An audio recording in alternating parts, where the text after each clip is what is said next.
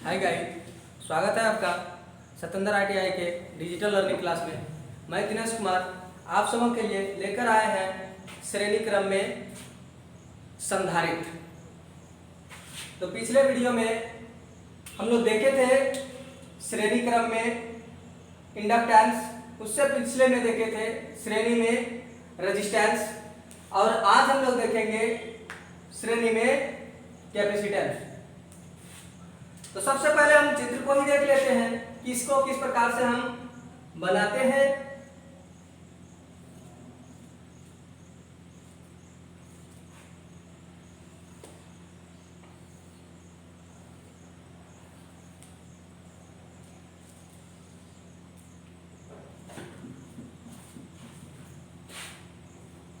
ये इस प्रकार से होता है। इसका अगर हम चित्र को परिपथ को देखा तो इस तरह से कुछ हमारा परिपथ दिखता है।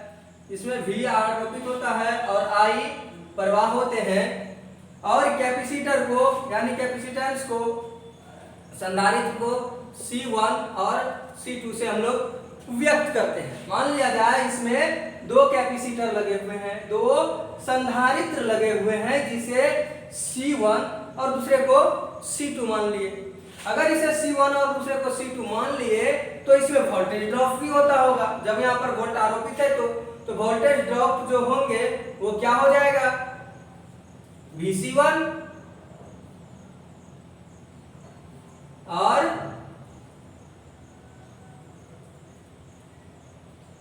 Vc2। इस प्रकार से कुछ होंगे। इसमें वोल्टेज ड्रॉप क्या हो जाएंगे, पहले के लिए Vc1 और दूसरे के लिए Vc2। तो सबसे पहले हम जानेंगे कि कैपेसिटर का श्रेणी संयोजन होता कैसे। कैपेसिटर का श्रेणी संयोजन किस प्रकार के होते हैं। तो हम लोग इसमें हमको दिख रहा है, अगर इसको थोड़ा सा के लिए हम हटा दें तो मैं यहाँ पर स्पष्ट दिखाई पड़ रहा है कि एक कैपेसिटर है और ये दूसरा कैपेसिटर है, ये पहला और ये दूसरा। मान लिया जाए C1 कैपेसिटर का दो सिरा, पहला सिरा ये और दूसरा सिरा ये। C2 का भी दो सिरा, तो पहला सिरा ये और दूसरा सिरा इस साइड होंगे इनका। मतलब कैपेसिटर में दो सिरा होते हैं ना, जैसा कि आप इधर भी देख पाते होंगे, यहाँ पर 1 और इधर 2। हम कह सकते हैं पहला सिरा ये दूसरा सिरा, ऐसा ही तो कुछ यहाँ पर लगा हुआ है ना। अगर ऐसे नहीं होता तो इस प्रकार से हम देख सकते हैं। क्या देखते हैं कि संयोजन का कुछ ऐसा विधि जिसमें प्रथम संधारित्र का दूसरा सिरा द्वितीय संधारित्र के प्रथम सिरे से जोड़ा जाए। मतलब ऐसा संयोजन जिसमें प्रथम संधारित्र का दूसरा सिरा दूसरे संधारित्र के प्रथम सिरे से जोड़ा जाए, ऐसे संयोजन को श्रेणी संयोजन कहते हैं। इस प्रकार से केवल दो को ही नहीं जोड़ सकते हैं, बल्कि हम कई संधारित्र को आपस में जोड़ सकते हैं। जैसे कि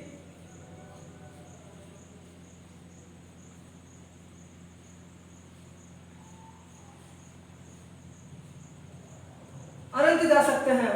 इस प्रकार से कई संधारित्र को हम आपस में जोड़ सकते हैं। तो उसका भी यही डिफिनेशन होगा कि पहला संधारित्र का दूसरा सिरा दूसरे संधारित्र के पहले सिरे से, तथा दूसरे संधारित्र का दूसरा सिरा तीसरे संधारित्र के पहले सिरे से, तथा तीसरे संधारित्र का दूसरा सिरा चौथे संधारित्र के पहले सिरे से, तथा चौथा संधारित्र का दूसरा सिरा पांचवें संधारित्र के प्रथम सिरे से संयोजित यदि किया जाए तो ऐसे संयोजन को श्रेणी संयोजन कहा जाएगा। मतलब ऐसे संयोजन को हम लोग कौन सा संयोजन कहेंगे, तो संधारित्र का श्रेणी संयोजन कहेंगे।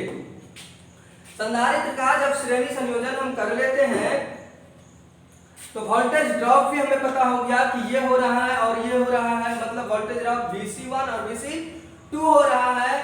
तो इस प्रकार टोटल वोल्टेज क्या होगा, तो टोटल वोल्टेज हम लोग देख पाते होंगे। V बराबर हम लिख सकते हैं, V बराबर Vc1 प्लस Vc2।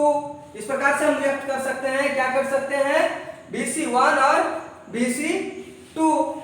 जहां हम लोगों को कूलम्ब का नियम भी याद होगा, जहां Q बराबर हम लोग लिखते हैं C इंटू V, इसके कूलम्ब के नियम से।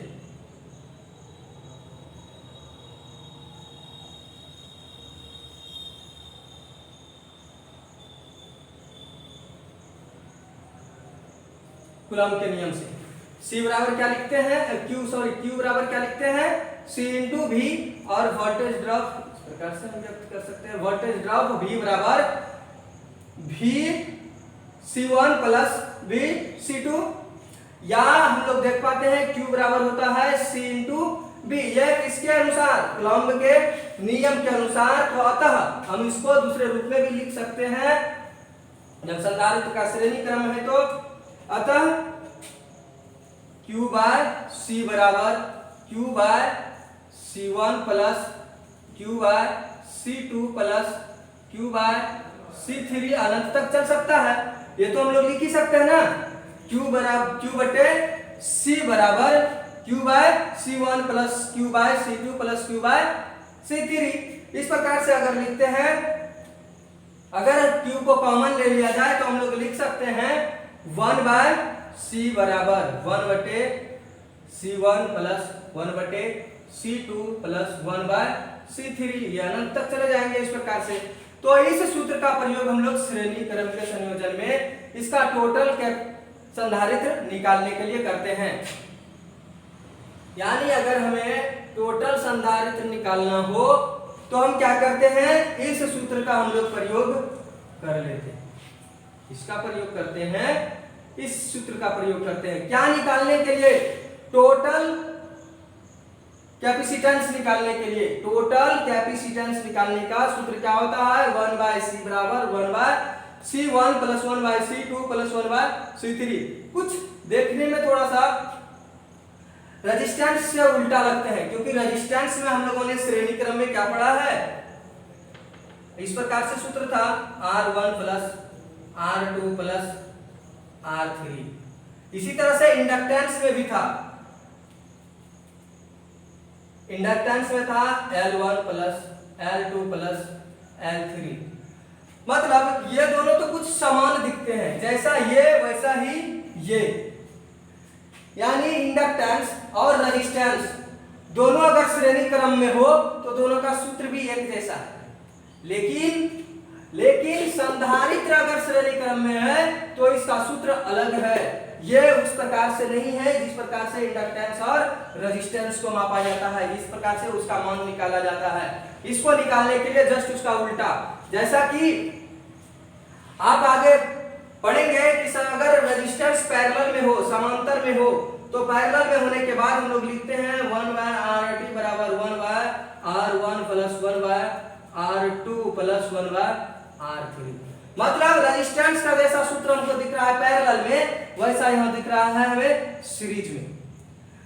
रेजिस्टेंस को जिस प्रकार से पैरेलल में जोड़कर हम सूत्र तैयार करते हैं, जस्ट उसी प्रकार का सूत्र हमें कैपेसिटेंस में क्या मिल जाता है, सीरीज में मिलता है। इसका तो सही अर्थ यह हुआ ना कि जब अगर इसका उल्टा सीरीज में है तो श्रेणी में अगर इस प्रकार से है तो समांतर में फिर इसके जस्ट उल्टा होंगे। यहां भी समांतर में इस प्रकार से रेजिस्टेंस का सूत्र, तो इसका जस्ट उल्टा कहां होगा, कैपेसिटेंस का जब हम लोग पैरेलल कनेक्शन पढ़ेंगे तो इसका उल्टा दिखने लगेगा। मतलब रेजिस्टेंस का जस्ट उल्टा सूत्र तैयार होता है कैपेसिटेंस का। रेजिस्टेंस का उल्टा कौन होता है, कैपेसिटेंस। ये तो हो गया कि हम लोग कैपेसिटेंस निकाले इससे, लेकिन हम लोगों को निकालना क्या है, इसका पावर।